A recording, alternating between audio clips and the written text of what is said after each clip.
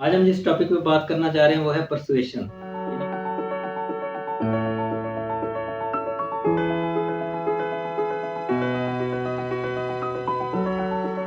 आप पर्सुएशन का मतलब होता है कि तरगीब देना।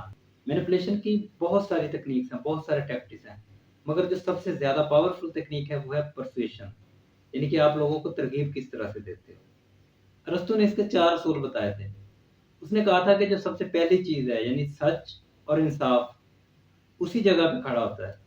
मगर जो उसको डिलीवर करने वाला स्पीकर होता है उसमें कोई फ़ॉल्ट होता है जिसकी वज़ह से वो चीज़ें डिलीवर नहीं कर सकता और वो चीज़ें जो है आपको उस तरीके से नहीं नज़र आती या वो आपको कन्विंस नहीं कर पाता। पर्सुएशन सबसे बेहतरीन तरीका है किसी को टीच करने के लिए। आपने देखा होगा कि आपको वो वाले टीचर्स बहुत अच्छे लगते होंगे जो आपको ओपनली स्पेस देते हैं। आपको कहते हैं कि जी आप अपना बात बताएँ, अपना जो क्वेश्चन है उसको आप टीचर के सामने रखते हो, फिर एक तरह की डिबेट टीचर आपके साथ करता है। उसमें क्या होता है कि आप अपना पर्सपेक्टिव तो लेके चल रहे होते हो, मगर जो टीचर आपको पर्सपेक्टिव देता है, आप उसको भी देखते हो। तो इसका तीसरा पॉइंट भी यही है कि जब आपको टीच करने वाला जब पर्सुएशन यानी कि आपको तरगीब देने वाला एक इस तरह का बंदा होगा जो आपको ओपन स्पेस देगा, तो आप चीज़ों को दोनों एस्पेक्ट्स जो हैं, वो देख सकोगे। और चौथी चीज़ ये थी कि पर्सुएशन एक इस तरह की चीज़ है जिसमें आप अपने आप को अच्छे तरीके से डिफाइन कर सकते हो। अगर हम इसके एलिमेंट्स की बात करें, तो पर्सुएशन के एलिमेंट में जो पहली चीज़ है वो है एथोस, फिर है लोगोस और फिर है पैथोस। जो एथोस है वो बिलीव करते हैं एथिक्स पे, रूल्स पे, रेगुलेशंस पे, इन चीज़ों पे। लोगोस का सारा फोकस रीजनिंग पे, प्रॉब्लम सॉल्विंग और लिटरेचर वगैरह पे इनका फोकस होता है। वो हर चीज़ को रीजंस और लॉजिक्स की नज़र से देख रहे होते हैं। उसके बाद आता है पैथोस। पैथोस का सारा फोकस जो है वो आपके इमोशंस पे होता है। वो हर चीज़ को जो है इमोशनली देख रहे होते हैं। पुराने दौर में जो पर्सुएशन यूज़ होती थी वो डिबेट्स में और रीजंस आर्गुमेंट्स यानी बहुत बड़े मजमे में वो चीज़ों को जो है वो डिफाइन करते थे और लोगों को उस चीज़ के बारे में जो उनका मकसद होता था उसके बारे में तरगीब देते थे। जो मॉडर्न एज है यानी जिसमें हम रह रहे हैं, इसमें जो पर्सुएशन की तकनीक यूज़ होती है वो इंसान के जो बेसिक इमोशंस हैं उनको मैनिपुलेट करके, उनको कंट्रोल करके आगे चलाया जाता है। अगर आप ये कहेंगे जी मुझे तो ये चीज़ें असर नहीं करती, ये जो चीज़ें ये वैसी ही हैं, ये बस ऐसी बातें हैं, मुझ पे तो असर नहीं करती। तो आप अपनी अगर ज़िंदगी पे फ़ोकस करें तो आप देखेंगे कि आप काफ़ी सारी चीज़ों से जो है वो मुतासिर नहीं होते। आप काफ़ी सारे लोगों से मुतासिर नहीं होते। आप काफ़ी सारे एक्ट्स लोगों से या चीज़ों से मुतासिर होके नहीं करते। पर्सुएशन के बहुत सारे मेथड्स हैं, बहुत सारे तरीकाकार हैं। उनमें से कुछ चंद एक को हम देखते हैं। सबसे जो पहली चीज़ है वो है बिहेवियर चेंज थ्योरी, उसके बाद एट्रीब्यूशन थ्योरी, उसके बाद functional theory, cognitive dissonance theory. पहली है बिहेवियर चेंज थ्योरी। हम कोई भी चीज़, कोई भी एक्ट क्यों करते हैं? तो बिहेवियर चेंज जो थ्योरी है वो उन चीज़ों को देखती है कि किस तरह से आपको स्टिमुलस दिया जाता है और आप उस पे रिस्पॉन्स करते हो। यानी कि स्टिमुलस एक इस तरह की चीज़ होती है जो आपके अंदर अर्ज पैदा कर देती है जिसकी बेस पे आप स्पेसिफिक एक्ट करते हो। तो बिहेवियर चेंज थ्योरी ये कहती है कि आपका जो बिहेवियर को चेंज करने के लिए एक स्पेसिफिक स्टिमुलस दिया जाता है जो कि आपको पसंद होता है और आप उसकी बेस पे एक्ट करते हो।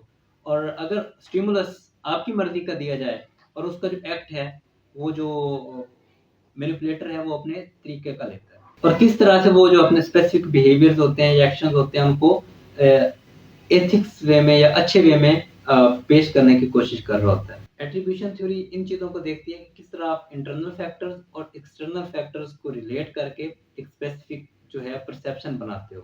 सपोज़ करें एक बंदा कहीं किसी मॉल में चिल्ला रहा है या रश की वजह से उसने शोर मचाना शुरू कर दिया, तो आप सोचोगे कि यार ये बंदा जो है ना वो रश की वजह से डरता है। तो नेक्स्ट टाइम कोई भी जब शोर में चिल्ला रहा होगा तो आपको लगेगा कि ये जो है शोर की वजह से इसको जो है डर लगता है। तो इस तरह से जो एक तरह की हम खुद को तरगीब दे रहे होते हैं, तो ये किस मायने में आता है। फंक्शनल थ्योरी इन चीज़ों को देखती है कि जो हम चीज़ स्पेसिफिक देख रहे होते हैं वो नहीं होती, वो उससे कोई बड़ी चीज़ हो सकती है। यानी कि वो चीज़ों को एज़ ए होल करके देखते थे।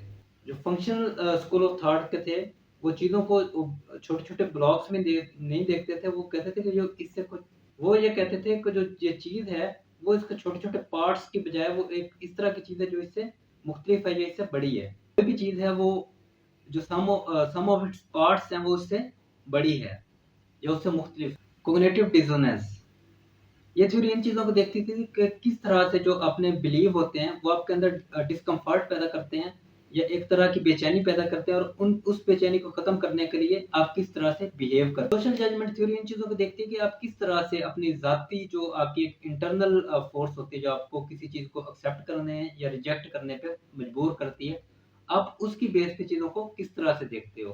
सपोज़ करो किसी ने कोई आपको एक बात की है, किसी चीज़ के लिए आपको तरगीब दे रहा है और आप जो इंटरनल फ़ोर्सेस हैं, उनकी बेस पे या उसे रिजेक्ट करोगे या उसे एक्सेप्ट करोगे।